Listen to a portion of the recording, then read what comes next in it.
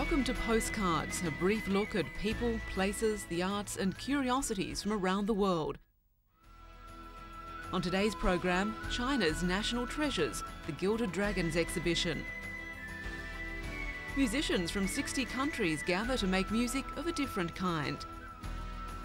A hostel for the homeless transformed by aspiring artists. The tourist attraction that's going places, the world's most famous steam locomotive, and memorabilia for Hollywood and rock fans up for grabs. But first up, Eton College, the 15th century school responsible for nurturing the careers of many eminent statesmen, also houses a hidden treasure trove, and it's finally been revealed to the public. A centenary exhibition of probably the finest 19th century private collection of Egyptian antiquities in the world has until recently been unheard of outside the college. In an act reflecting his deep affection for his former school, Major William Joseph Myers, a soldier in the King's Royal Rifle Corps, on his death in 1899, bequeathed his collection of Egyptian antiquities to Eton. Although he saw active service in South Africa and India, it was his time in Egypt which he found most intoxicating. Captivated by the splendours of the ancient civilization, Major Myers became well known to leading archaeologists and collectors of his day.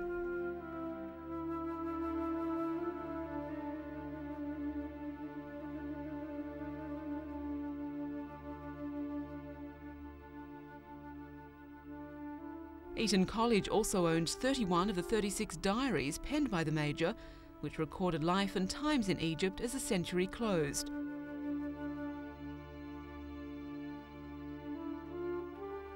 The collection is made up of over 2,000 objects, the finest 200 of which have been chosen for the exhibition.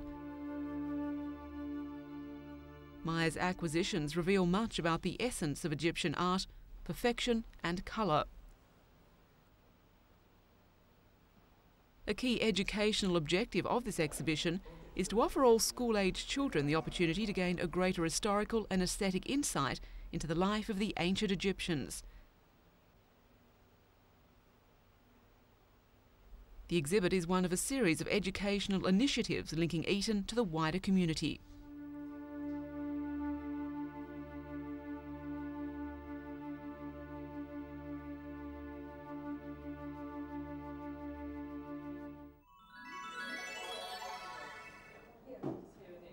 One of China's most recently uncovered treasures, a stone warrior from the Tang dynasty. This special exhibition, Gilded Dragons, shares the spotlight with the 50th anniversary of the People's Republic of China. The exhibition includes national treasures and artefacts uncovered by archaeologists since the end of China's Cultural Revolution. The main theme of the exhibition, the Tang dynasty, is a period from 618 to 906.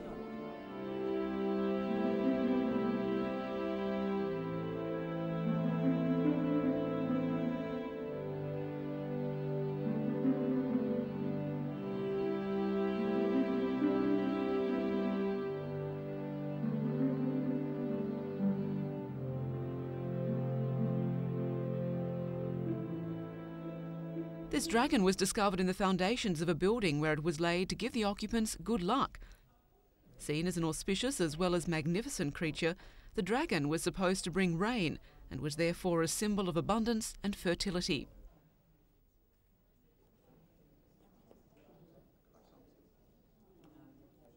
Most of the gold, silver and gilded objects, including this incense burner and hair decorations, were discovered buried in tombs.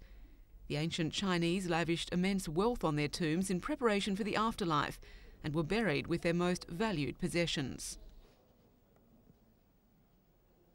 All the exhibits are from Shaanxi province, probably the richest depository of archaeological remains in China and one of the cradles of Chinese civilizations. During this time, trading silk for thoroughbred horses was a major element of commerce for the peoples of Central Asia. The numerous portrayals of equestrian figures include both men and women.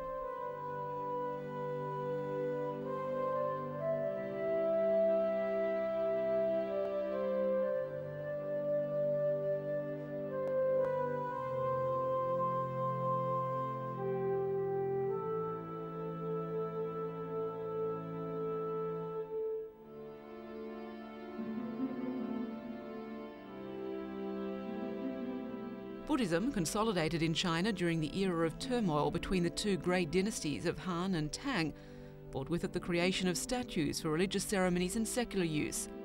These are among the most precious Buddhist treasures belonging to China.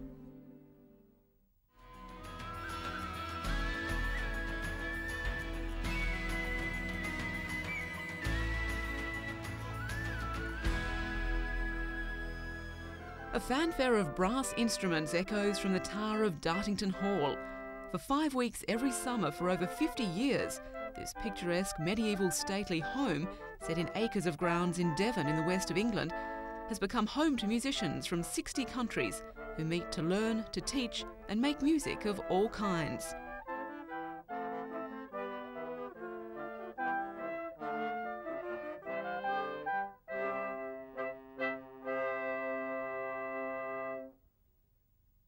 Try that. It's difficult to do, but once you... 17-year-old Ross Brown is studying the trumpet full-time and already plays in semi-professional orchestras.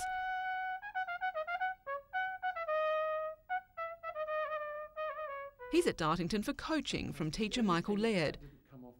But being at the summer school offers him more than just top-class tuition. It's an opportunity to get out of the practice room and make contact with professionals.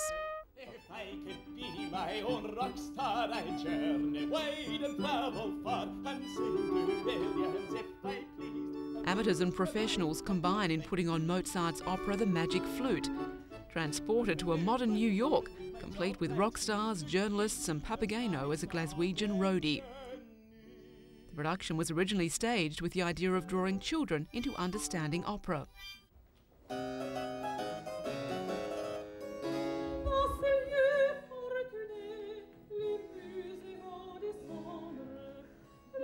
Richard Williams' new project is to revive at Dartington a 17th century opera in praise of King Louis XIV, the Sun King. It formed part of Dartington's celebration of the solar eclipse. He is in no doubt that with humour and imagination, classical music can be appreciated by all ages. Betty Freeman has no time for old-fashioned stereotypical attitudes. A keen patron and photographer of the avant-garde, for her, contemporary music should be the focus for today's musicians, not reinterpreting what she calls the 3 Bs of the past: Bach, Beethoven and Brahms. Today, she says, it should be Birtwistle, Berlioz and Berio. This exhibition shows some of the many now famous contemporary composers and performers who've taught and studied at Dartington. For some, it marked the beginning of a career. For others, a chance to get out of a rut and form new musical partnerships. Anyone can join the famous Dartington Choir. In a week, the challenge for the conductor is to coach them into performing to the highest standards. Here they're rehearsing a contemporary piece which calls for some definitely unclassical singing styles. It's called Meteor Farm. Joining the choir in the work will be a gamelan orchestra from Bali. These Western-trained musicians are trying their hand at this very different musical tradition. Each gets to play the chimes, gongs and other instruments in turn, very different from a traditional Western orchestra where each performer focuses on their own part. The two traditions will blend together.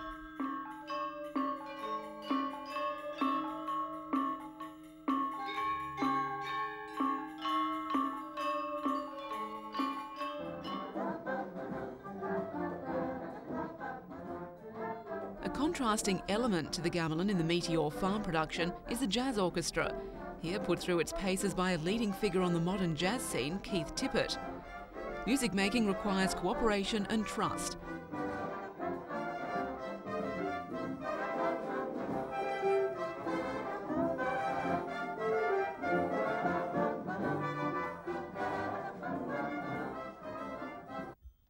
This drama class is experimenting with ways of crossing an open space. There's no right or wrong, no one sitting in judgment. One of the most important issues of Dartington is that it's a place to come and make mistakes, a liberating experience for serious musicians. For the first time at Dartington, students can take a break from their harpsichord masterclasses or jazz big band and get their heads round some South Indian rhythms. The musical terms, the scale, ornamentation, and of course the language is different. But this inevitably brief glimpse into an unfamiliar tradition can have benefits for any musician. It will introduce them to new scale and rhythmic structures, so their own Western musical skills are greatly enriched by this experience.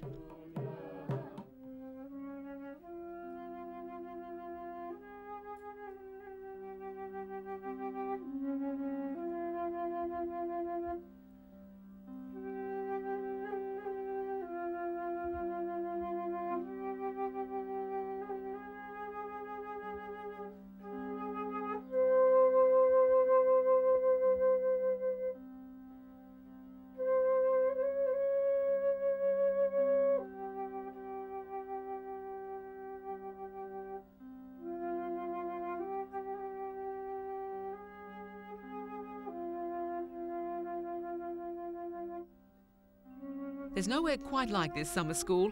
Cultural and stylistic barriers seem to count for nothing.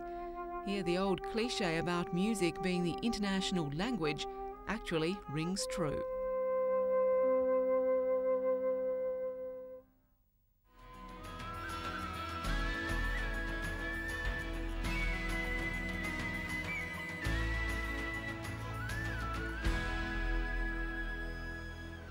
It's been described as a tale of transformation. 4 years ago, this hostel was run by anxious staff, intimidated by their clients. The furniture was bolted to the floor, the walls covered in graffiti. Today it's a hive of creativity. Residents work with artists to produce murals and paintings. The result has been a complete overhaul of the Aldgate Hostel and a rebirth for many of the residents involved. The hostel has shaken off its seedy reputation and created a new atmosphere, all at a relatively low financial cost. It's all from Brick Lane, bits and bobs that we found in Brick Lane.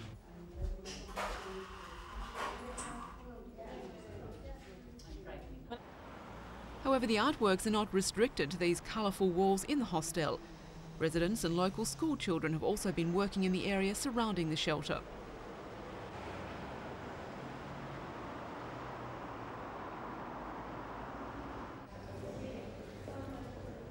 The project has been helped by contributions from local councils and banks. The hostel has also worked on a practical level, training residents and telling them about their employment options. Again, that's something we're trying as much as possible.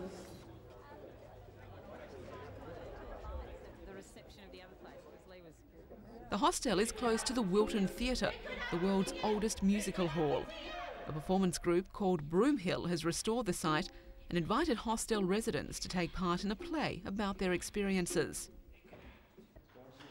The hostel has already produced a budding Picasso who's been offered a commission from a major art gallery.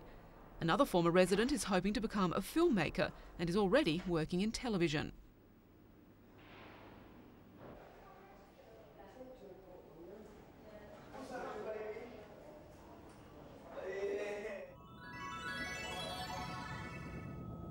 The Millennium Dome may dominate the skyline, but just down the road is yet another building pointing to the future. The architects are calling it the most environmentally friendly store in Britain.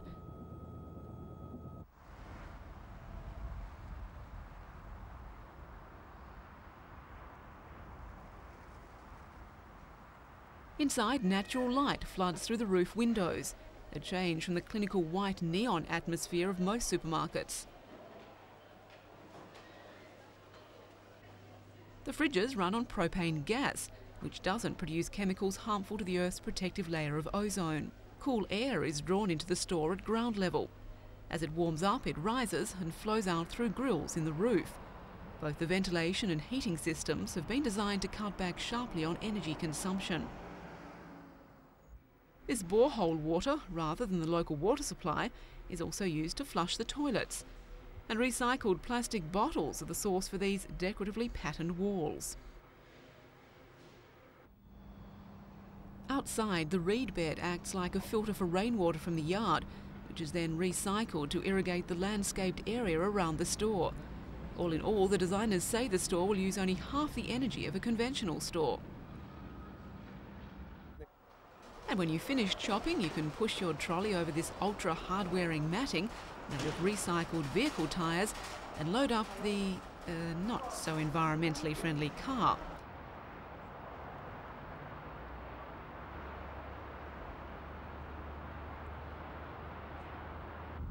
store's owners make a valiant effort to persuade people to use alternative and greener means of transport to get here. But the day when we all drive electric cars or cycle to the superstore is clearly still some way off. They were a commonplace sight in the past, and there was nothing quite like them. The steam trains which huffed and puffed along the main lines, fulfilling many a schoolboy dream.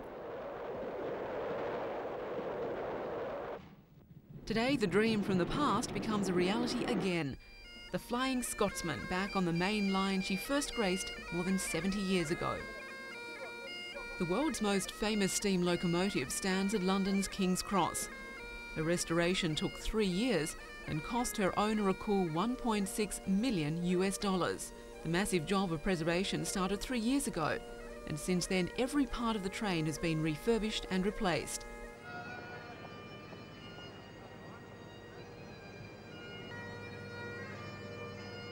The pristine carriages await. The train is full with 250 passengers, paying $560 a head for the trip to York.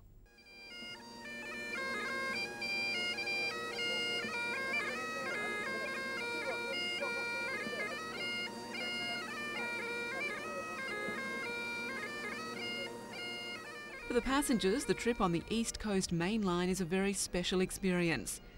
It's certainly a spectacular sight as preparations are underway to build up a head of steam.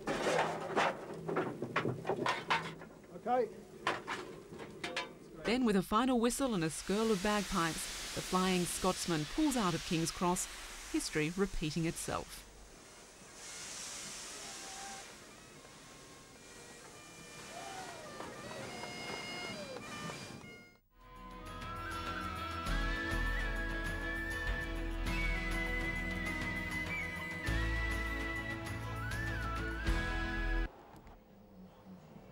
This sale at Bonham's auction house is a dream come true for film fanatics wanting to get closer to legendary Hollywood heroes. The last 2 decades have seen a huge increase in the popularity of film and celebrity memorabilia, with posters like these fetching $300 to $400. This coat, worn by Clark Gable in the epic Gone with the Wind, fetched $2,400. This black monkey fur jacket once belonged to Marilyn Monroe. Along with these photos, it went for $2,240. But these latex prosthetics from the classic 1967 film Planet of the Apes remained unsold, with a reserve price of $320. The cult TV series Doctor Who spawned a host of collector's items, including this Cyberman head worth $800 to one fan. However, this 29-foot scarf worn by actor Tom Baker's Doctor Who remained unsold. But the star of the collection was this extremely rare, full-sized, fully operational Dalek, which fetched $9,280. Even photos and autographs from the original Star Wars fetched high prices, a good sign for collectors of today's Star Wars memorabilia, however trivial.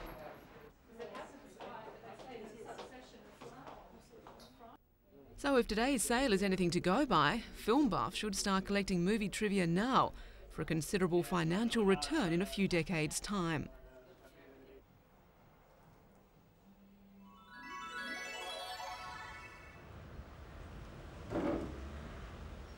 Also under the hammer, one of the most impressive collections of rock and pop memorabilia from the 1950s to the present day.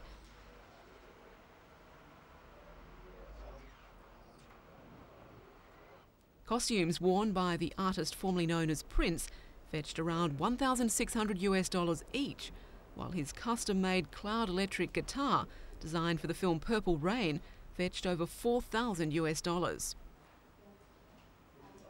Elvis Presley, the King, was back in the form of this draft letter to his fans, written during his military service in Germany. The words, penned by his own hand, "I'll be counting the days when I can start entertaining again," fetched $6,440.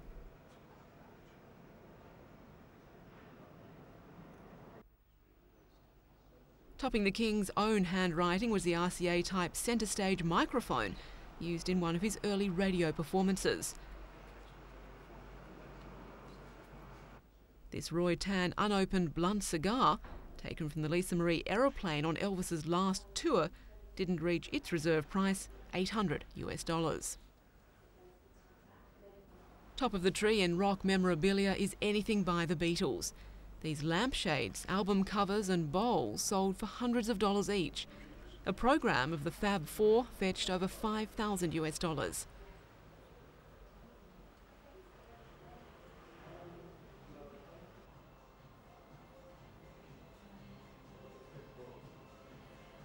But of all the guitars for sale, the star of the show was the Leo Fender Rosewood Telecaster guitar. Made for George Harrison, it's most remembered for the Beatles' last public performance on top of the Apple Building in January 1969.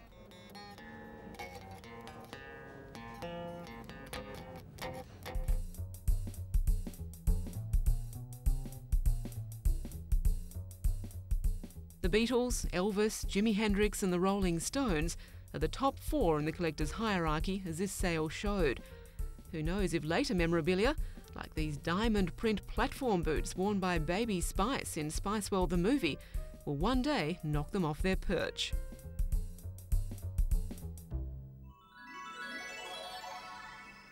And finally to the animal world. This rare Egyptian tortoise is one of 3 to be born at the Bristol Zoo. The minute animals, the smallest land tortoises in the Northern Hemisphere, are now an endangered species due to an over-collection and illegal smuggling for the pet trade.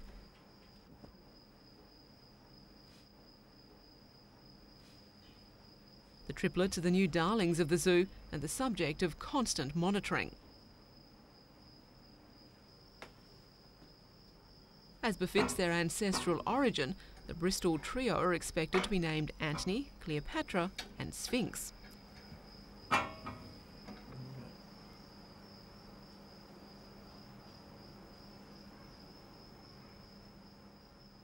It's the first time the tortoises have been bred in captivity.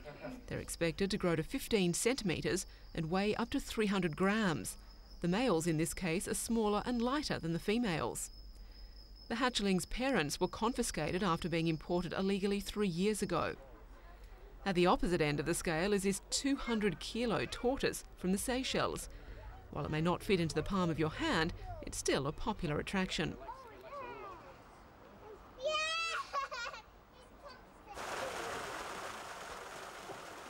In addition to its nursery, the zoo has also opened a state-of-the-art seal and penguin coast. The animals can be seen from above the water via an elevated boardwalk. Under the waterline, a series of transparent tunnels enables a viewer to experience the life of the seal as it glides through its natural habitat. And that's all for today. Join us again next time for a postcard look at people, places, the arts and curiosities.